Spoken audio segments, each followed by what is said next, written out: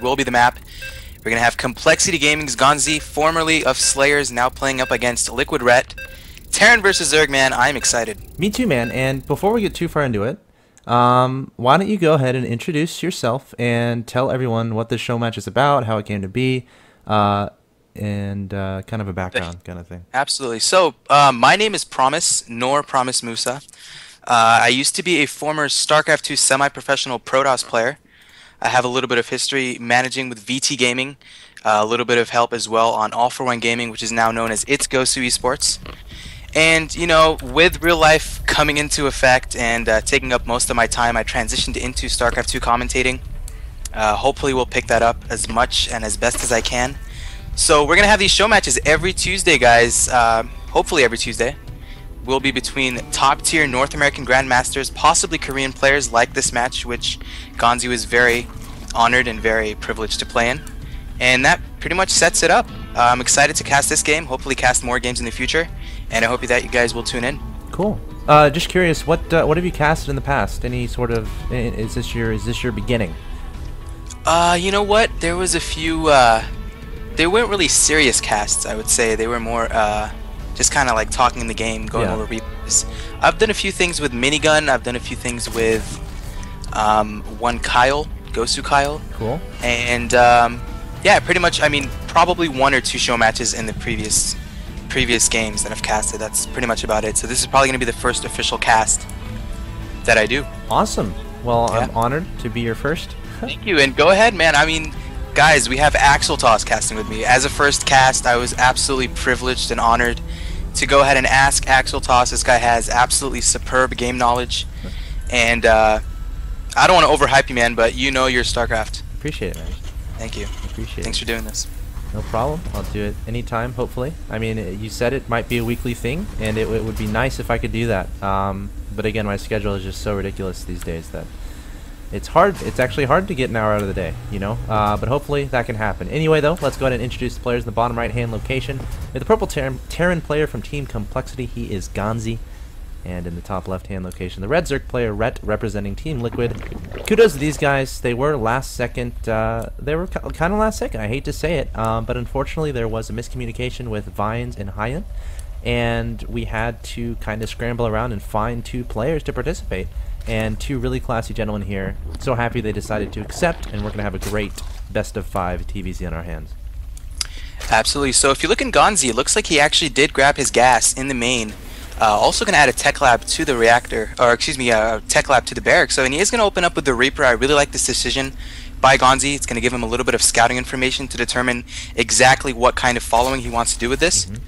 And Liquid Ret looks like he is opening up hatch first. Very standard opening from Liquid Ret. He just absolutely loves going hatch first in this matchup. And there goes the spawning pool. Yeah, hatch first is relatively standard. It's gotten to a point, and it's scary to say this, but it's gotten to a point where it's like it's unique if someone doesn't do that. And like at the same token, this Reaper expand type play, you don't see that as much anymore. Usually the current metagame, at least as far as I'm concerned, as far as I've seen recently, has been every single game going for that quick gas and then the quick factory after barracks, getting that Hellion, getting that reactor, I should say, onto that factory, and then double producing Hellions. Of course, the idea getting you map control and whatnot. But right now we see Ganzi going for that Reaper play, so we'll have to see how much damage he's able to do here as 6 Lings are marching their way across the map, and an unusually large amount of Lings at this point in the game, especially from Ret. But the Reaper going to the main base, taking down one drone, gonna hop into the... wow, great spawning pool positioning there. That spawning pool actually prevented Ganzi from leaping down there with his Reaper. Yeah, really, really nice positioning with the spawning pool from Ret. And if you look in the base of Ganzi, it looks like he is going to follow this up with a command center, but a few Lings are going to get into the natural, and oh my god, they're going to take out the SCV. Very nice move there by Ret. Oh my god. Really delaying that expansion by Ganzi. I don't know if he even notices yet that his SCV is completely dead. He's going to have to cancel it. Yeah, I mean, or just send an SCV as quickly as he can, but I don't know if that's even going to happen. And he's not canceling this. Oh my god. Huge mistake by Ganzi. There we go. Finally going to get the cancel off on the command center, but it looks like there goes the reactor. Hellions, Alex. He is also going to get his second gas, and we're going to see a little bit of light pressure coming out from these Hellions, I would assume, from Ganzi. Wow, that's so huge. Whenever you have to cancel your expansion, especially at this point in the game, That is no good at all. So Ret, phenomenal play thus far. I know it hasn't been much, but honestly, it's really phenomenal. Putting that spawning pool in such a place, like, does he know Ganzi's playstyle? Like, how did he know Ganzi was going Reaper? Like, that's the only reason you put that spawning pool there is to prevent the Reaper jumping down and up. I mean, that's the only thing I can think of for putting the spawning pool there, and that's what Ret did. And it paid off. And also sending the link to his opponent's base, and then Ganzi not building his command center in his main base on the high ground, building his main base on the low ground, and we see he's not even going to rebuild. Did he rebuild the Okay, he is rebuilding. He did. At first, I thought he was just going to go for some sort of all-in-one base play, but no. Is gonna fess up and actually put down the command center in his main base. Yeah, and with that being said, Ret has a pretty substantial lead in the harvester count. We can see that he does have 43 drones, man. This guy just does not stop making drones. I think once he even said that he loves making drones, and if he has to, he'll use them in a battle. That's how badly this guy does not. He just does not like units. His life is basically surrounding around. Who needs lings, man? Just get all those drones out. Yeah, just get a nice little drone surround in your set. But with that being said, it's like a macro hatch coming out from Liquid Red. I like this decision as well. Gonna give himself even more resources to be able to use into these drones. Very on top of his inject as well, and really nice creep spread coming out from Red. And these two Hellions trying to do a little bit of light pressure again, trying to deny the creep spread from Liquid Red, but Liquid Red will, in fact, use the Spine Caller for a little bit of defense. Yeah, Blue Flame is about to complete for Ganzi, and did he have a star front on the field? I thought I saw him. Yes, there it is. I'm wondering if he's going to try for Blue Flame drop, and looking at his Hellion count, I only see three Hellions on the field? Okay, he does have a medevac there in the middle of the map, so I wasn't completely blind. Yeah, three Hellions, not going to be loaded in the medevac. It's a little bit surprising.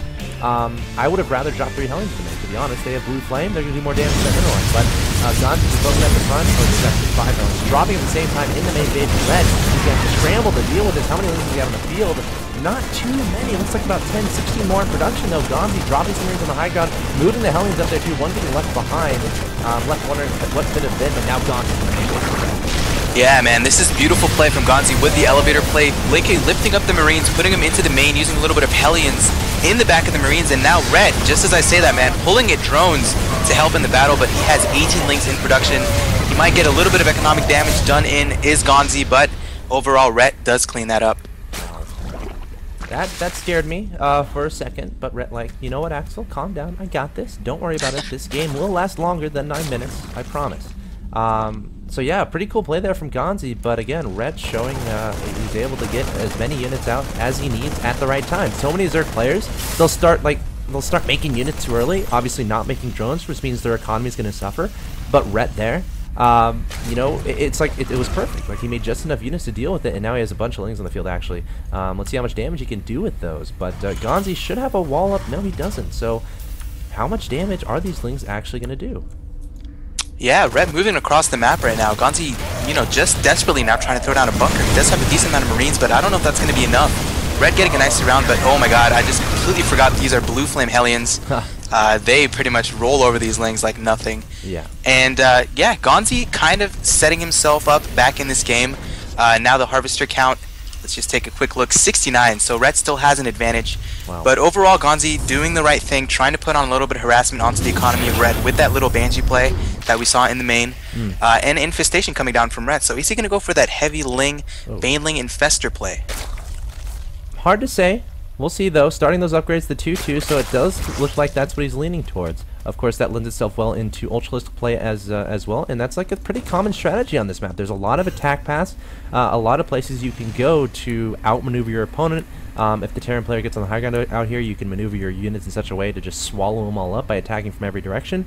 And Lings and Ultras are good for that, Infestors as well. And look at this, Red actually has 2 Baneling nests on the field, so a little bit of a mistake there, but honestly, I'd rather be safe than sorry, so I'm not too concerned about that. The fact of the matter is, Red in a nice situation here. I mean, Ganzi, he's been investing a lot into early aggression, and it hasn't paid off as much as he would have liked. So right now, Ganzi has cloaked Banshees at the third base of Red, so trying to still get as much damage done as he can to pull himself back into this game.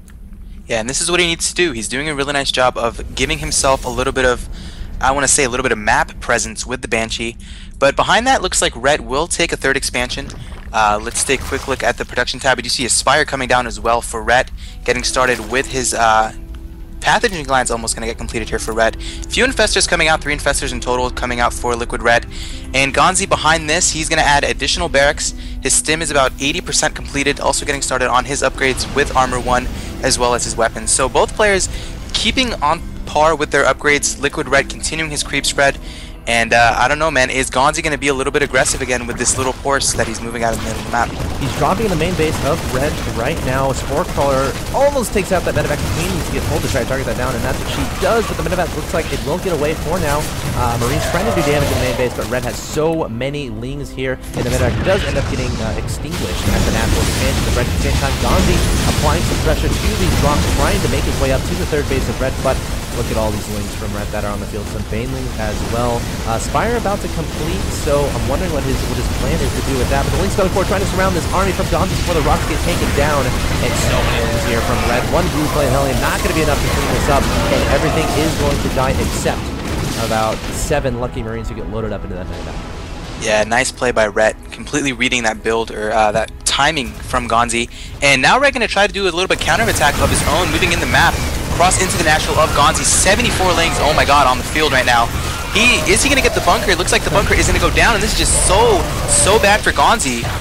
Ganzi losing everything right now. Doesn't really have a lot of units on the map. What does he have? He has 9 Marines, 1 single Banshee, and a few medevacs. But I don't know, is Red going to continue to reinforce behind this? No, it looks like he's not.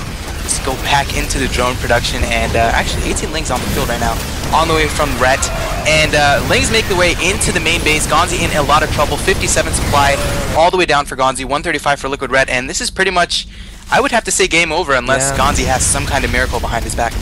Whenever there's Zerglings all around your main base and there's buildings on fire, SCVs, dying, Marines, destruction, it's not a good thing at all. Ganzi down to 66 supply, Ret at 137. Ret poised to take a 1-0 victory in this best of 5, taking a 4th base at the top side of the map. Looks like his hive is almost complete. The Spire is done too, so I'm wondering if he's going to go into Broodlord production, or he might throw down an Ultimus Cavern. Looks like straight into that Greater Spire and starting Adrenal Glands. +3 right away out of those evolution chambers. So Ret, while he is pretty far ahead, still teching up significantly, still playing it safe, doesn't want to make any mistakes against this great Terran player. Yeah, and that's again just to talk about the decision making by Red. He knows he's ahead. At the same time, he knows that he has enough time to be able to get his Greater Spire up, gonna immediately tech into that Broodlord tech, and Ganzi's economy has suffered. He doesn't really have the right economy to transition into Vikings. Even if he does, he's not gonna have any additional resources to really put into his bio units. So Ret playing is absolutely safe. He does have a huge supply lead right now, 170. A little bit of supply block there from Ret, but 170 supply to 109, and Ret again gonna move forward here into the third of Ganzi.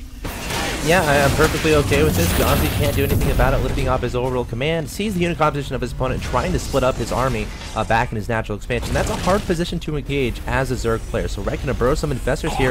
Did Ganzi catch one of these? But no, infested Terran beach balls of death gonna be thrown down. A lot of bunkers as well. Ret swarming in with all of his Zerglings here, trying to take out the unit composition from Ganzi. Ganzi has so many units here. I don't think it'll be enough. Ganzi even stimming towards some Marines. No scan going down just yet, perhaps not having enough, considering he just used a bunch of mules at his natural expansion. But Ganzi doing a pretty good job holding it off. Yeah. The problem is, though, Red has a sizable bank, and he has 5 corruptors on the way, some probably already on the field, and we're going to see Broodlords pretty darn soon. Absolutely, and upgrades as well show for Ret that he is getting his ground carapace level 3 as well as his missile attacks for his lings, so those lings are going to be so much more mobile and so much more stronger on the map. And man, I hate to say it, but Ganzi's just in a lot of trouble. He looks like he's completely mined out in the main. Looks like he's going to transfer over to that third, but that third is getting run over by these lings. All the mules are going to go down. And Ret playing this absolutely amazing, man. He just has his timings down, knows when to attack the third, knows when to move out with his infestor ling play, and overall Ret playing a very, very solid game. Yeah, it's actually quite impressive. And Ganzi, like, it's not like Ganzi, how do I phrase this? Oh my god, there's still gold in this map. I didn't realize it. I thought MLG took all their golds off.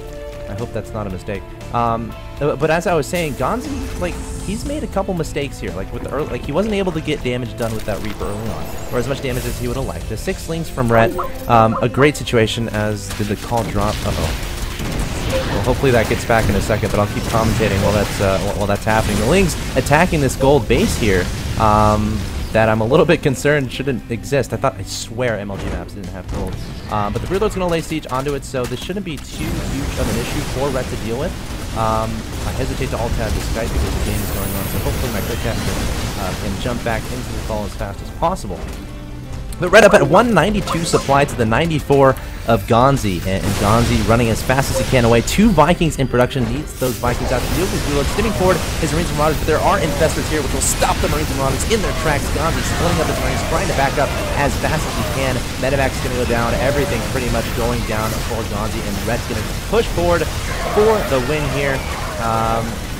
And there's nothing Ganzi can really do to stop it unless you have a nuke, but to have nukes you need ghosts and nuclear missiles, but he doesn't have that. So GG called from Ganzi, and Red's going to take game number 1 in this best of 5 as I alt-tab to try to find my co-caster. Hey Alex. Back? Okay, you're back. Yeah, I'm here, but I think we the sound's really bad from what I hear from Skype. But yeah, let me go ahead and try to recall you, and maybe that